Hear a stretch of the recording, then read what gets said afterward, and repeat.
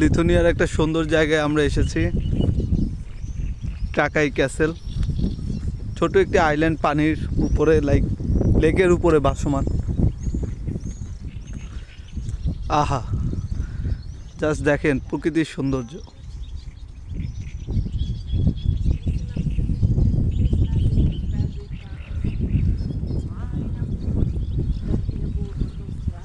এরা আবার ইউক্রেনদের অনেক ভালোবাসে, অবদান আছে ইউক্রেনদের অবশ্যই, এই জন্য ইউক্রেনের পতাকা ঝুলে রাখছে।